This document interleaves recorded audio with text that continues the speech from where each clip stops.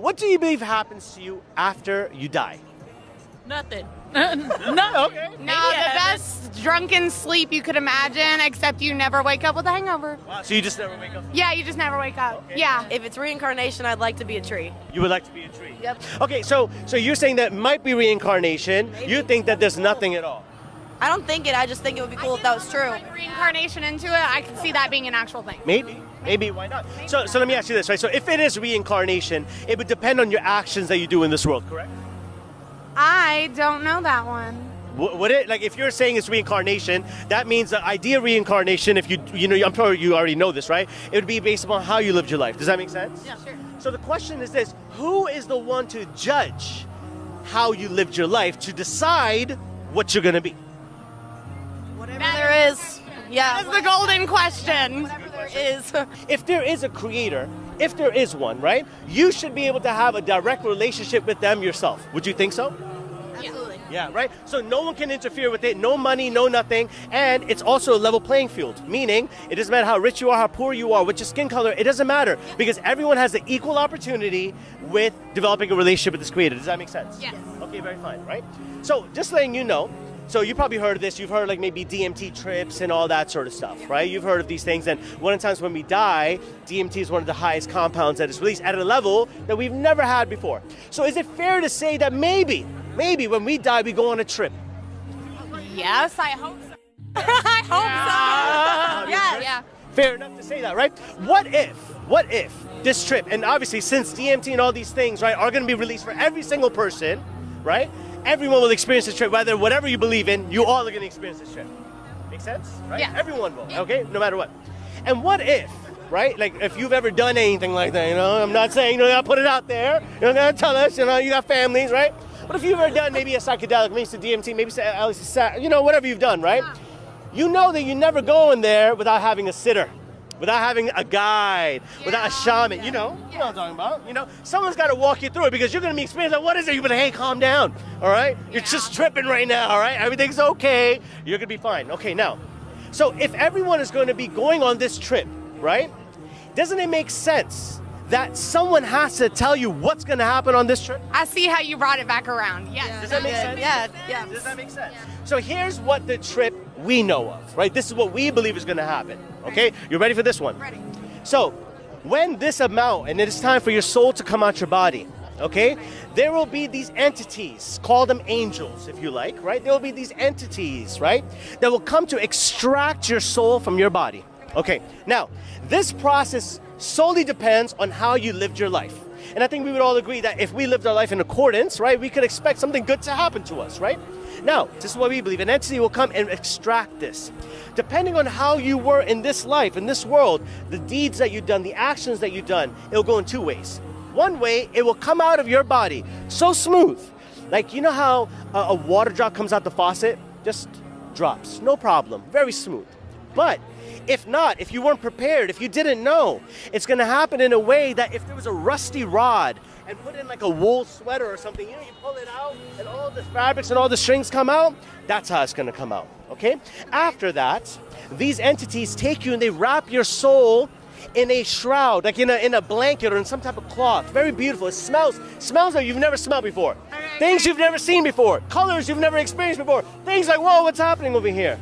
And you're going to be you're going to be elevating, okay? And you're going to pass through the different realms of the heavens, because this is just one realm of the heavens. It is far beyond what we know, okay? And along the way, your eyes are now officially open to the world and the truth of the world and what's this really, really about. And along the way, they're going to be calling you by the nicest names. They're going to be greeting you in the nicest way. The things they used to say about you, the nicest thing. Wow, such and such was such an honest person, a good person, a generous person, You're going to be feeling smiling just like that. Exactly like that, okay? So you get taken up and you find out that, whoa, this is just a preview of what's to come. Then you're gently escorted back down, and then you are put inside your grave, right? Your tomb, your grave, whatever this is, okay? Now that's when the real trial and test begins, okay? When you are in your grave and you place inside of your grave full darkness, and people leave your grave, like they buried you, and the last footsteps go away, there's gonna be two new entities that come to you. Two new entities that come to you that are probably gonna scare the you-know-what out of you. It's just gonna be crazy. And they're going to ask you 3 questions. 3 questions, okay?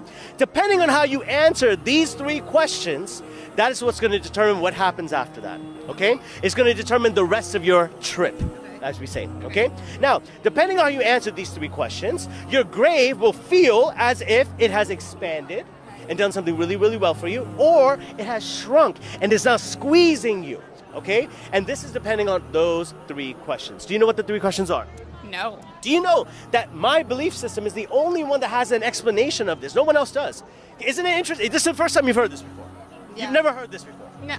Never heard this, right? Usually we hear you go to heaven, you go to hell. We're not even talking about that yet. Yeah. That comes later on. Because we believe that that's just the first part. Because when we die, the world is still happening around us, right? So our trip, wherever state we're stuck in, right? Which could be a great trip, it could be an amazing trip, or it could be a nightmare. And that nightmare could feel like a lifetime in eternity. Or the great trip could be like, oh wait, I'm done already? What happened? I want to go back in. It just depends, right? And it depends on how you lived your life. Our argument, our claim is that, look, if there is a creator of this universe, someone who made you, someone who made me, they have the right to tell you how, not how do you live your life, but how do you operate this machinery? This machinery, how do we operate it? The same way when you buy an Apple phone or whatever, they give you a manual. They give you a manual. Not because they want to control you, because, hey, listen, don't put it in a microwave, bro. Don't do it. It's bad for you. You know what I mean? It's going to mess your phone up, right? The same way, there's certain things that could either affect you physically, they could harm you, or they could mess you up spiritually, mentally, emotionally, psychologically. There's certain things, and this creator just wants to look out for you, okay? So, this is what I'm offering you guys. Learn about it on your own. I'm not going to even say, hey guys, follow me. No, learn it on your own. Was it interesting enough for you to want to learn more? Yes. Yes? Absolutely. You made a very good argument. Yes. I could give you the text that I follow so you can explore it on your own, to educate yourself so you can know what those 3 questions are, what it is, all on your own. I'm not going to even tell you. You're not going to tell us the 3 Okay. questions? You're going to find out yourself. Please Yeah. tell me. You want to know the 3 Yeah, we questions? want you to tell Okay, us. let me Yeah. get it. Okay. So, do you know what I follow right now? Do you know what my... No? No, really? Take a guess. Come on. Come on, bro. We gonna say it.